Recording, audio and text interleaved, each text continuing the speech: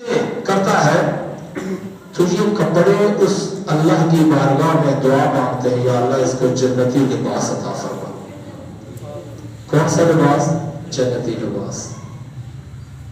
اب جب بندہ بازار کا رخ کرتا ہے، سحری وغیرہ لے آتا ہے، کھانا کھاتا ہے، تو یہ کھانا جس کو ہم ایک معمولی چیز سمجھتے ہیں، یہ کھانا اللہ کی بارگاہ میں، یہ تمہارے آپ خورے، یہ پیالے جسے آپ کھا رہے ہیں، جسے آپ پی رہے ہیں، یہ کھانا، یہ پیالے، یہ گلاس سارے اللہ کی بارگاہ میں دعا کرتے ہیں۔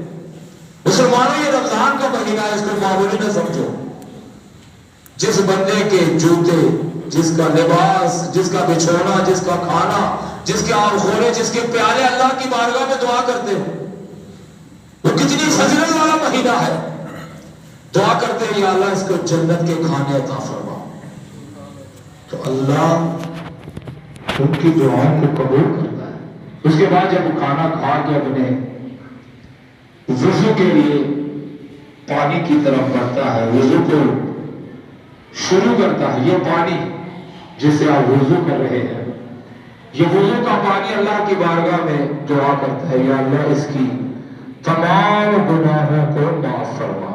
جس طرح یہ وضو کر رہا ہے، پانی کو استعمال کر رہا ہے، تو اس کے گناہوں کو معاف فرما۔ روایت کے اندر آتا ہے، حضور علیہ السلام نے فرمایا، جب بندہ قبلے کی طرف منہ کر کے اپنی سنتیں پڑھتا ہے یا نوافل پڑھتا ہے، تو یہ قبلہ جس کی طرف ہم منہ کر کے نماز پڑھتے ہیں، یہ اللہ کی بارگاہ میں دعا کرتا ہے، یا اللہ اس بندے کی قبروں کو روشن بھی کرنا اور کشادہ بھی کرنا۔ یہ تمام دعائیں رمضان کے ہر دن روزہ دار کو ملتی رہتی ہیں۔ آخری بات، حضرت موسیٰ علیہ السلام اللہ کی بارگاہ میں عرض کرتے ہیں، یا اللہ تو نے مجھے بڑی قربت سے نوازا، میں تیرا کلیم ہوں، تو نے میرے ساتھ کلام کیا۔ یہ کس قدر بڑی عظمت کی بات ہے کہ اللہ تبارک و تعالیٰ سے کوئی کلام کرے، چاہے وہ پردہ تھا۔ 70,000 پردوں کے پیچھے موسیٰ علیہ السلام کلام فرمایا کرتے تھے۔ تو موسیٰ علیہ السلام اپنے آپ کو بڑا خوش نصیب سمجھتے تھے کہ اللہ تبارک و تعالیٰ نے مجھ سے کلام کیا 70,000 پردوں کے پیچھے۔ عرض کی، یا اللہ اس سے بھی کوئی عظمت اور فضیلت والا کوئی ہوگا، یا مطلب کہ کوئی ایسا ہوگا کہ اللہ تبارک، یا اللہ تو اس کو قربت عطا کرے گا۔ قربان جائے امت محمدیہ اور رمضان کے مہینے کی۔ اللہ تبارک و تعالیٰ نے ارشاد فرمایا، میرے موسیٰ علیہ السلام تو مجھ سے کلام کرتا ہے، درمیان میں 70,000 پردے حائل ہیں، لیکن امت محمدی ہوگا، رمضان کا مہینہ اس امت کو میں عطا کروں گا، اس کے وہ روزے رکھیں گے، روزے کے دوران پیاس بھوک کی شدت اس کو محسوس ہوگی، لیکن میری ذات کی خاطر وہ صبر کرے گا۔ صبر کرنے کے بعد پھر وہ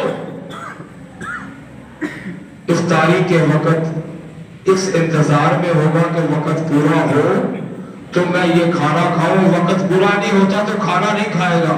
اس کا اتنا ایمان ہوگا مجھ پر۔ تو اللہ تبارک و تعالیٰ ارشاد فرماتا ہے کہ میں اس کو اپنی اتنی قربت عطا کرتا ہوں کہ درمیان میں کوئی پردہ حائل ہی نہیں ہوتا۔ وہ ایسا سمجھے کہ اللہ تبارک و تعالیٰ سے یہ جو سارا دن بھوک پیاس اس نے برداشت کی، پھر اللہ کی بارگاہ میں بیٹھ کر اس انتظار میں رہا کہ افطاری کا وقت آئے تو میں روزہ افطار کروں، اللہ تبارک و تعالیٰ اس کو اتنی قربت دے دیتا ہے کہ اس کے درمیان کوئی پردہ نہیں ہوتا۔ ہم محسوس نہیں کرتے، لیکن آپ خود اندازہ نہیں کرتے۔ کوئی ایسی لذت، کوئی ایسی چاشنی افطاری کے وقت انسان کو محسوس ہوتی ہے کہ واقعی اللہ کا قرب اس وقت نصیب ہو رہا ہے۔ ہم محسوس کرتے ہوں گے، نہیں تو چیک کر لینا، جب افطاری کے لیے آدھا گھنٹہ باقی رہ جائے اور اس وقت آپ کی فل تیاری ہو کہ میں نے افطاری کرنی ہے، پھر محسوس کرنا کہ اللہ تبارک و تعالیٰ کس قدر تمہارے قریب ہے اس قربت کو تم کیسے محسوس کرتے ہو؟ اور یاد رکھیے پیارے اسلامی بھائیوں،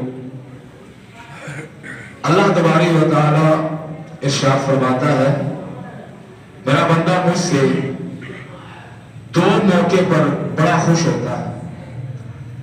ایک جب پورا دن اس نے روزے کو مکمل کیا، اس کے اندر کوئی مکروہات، کوئی ایسی واہیات، کوئی جھوٹ غیبت وغیرہ نہیں کیا، اپنے روزے کو پورا کیا۔ افطاری کا جب وقت ہوتا ہے تو وہ خوش ہوتا ہے، یا اللہ آج میں نے پرہیزگاری سے اس روزے کو مکمل کر دیا۔ اور فرمایا دوسرا، جب یہ روزے رکھتا رہے گا، نمازیں پڑھتا رہے گا، جب قیامت کا دن ہوگا اللہ تبارک و تعالیٰ سے ملاقات فرمائے گا۔ اے میرے بندے، تو نماز پڑھتا رہا، روزے رکھتا رہا، آج جس کے لیے تو نے روزے رکھے ہیں، جس کے لیے تو نے نماز پڑھی ہے، وہ رب العالمین تجھ سے ملاقات کرتا ہے۔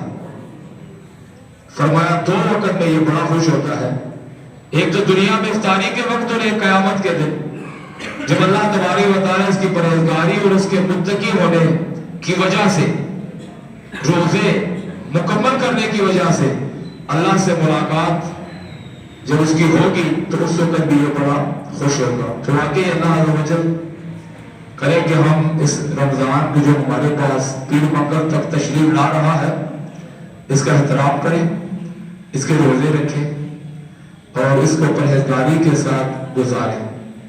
عرب ممالک کے اندر یہ حساب و کتاب ہے وہاں کا کہ وہاں کی کنڈیشن جو ہے وہ رمضان میں بدل جاتی ہے۔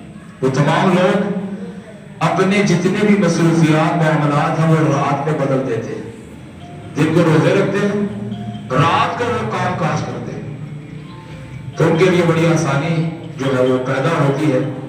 تو اسی طرح اگر یہ مسلمان جو پاکستان کے ہیں یہ بھی ایسا کر لیں کہ اپنے معاملات رات کو رکھیں سارے کام کے اور دن کو روزہ رکھیں، لیکن پھر بھی یہ موسم ایسا ہے الحمدللہ صبح الحمدللہ اگر کوئی مسلمان سچی نیت کے ساتھ اس کے روزے رکھنا شروع کر دے تو اس میں تکلیف نہیں ہے۔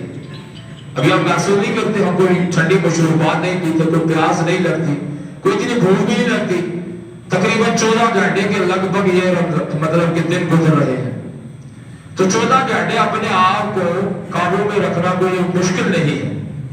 اللہ تبارک و تعالیٰ ہمیں عمل کی توفیق عطا فرمائے، اس رمضان کے مہینے کا خوب احترام کرنے کی توفیق عطا فرمائے۔ وآخر دعوانا الحمد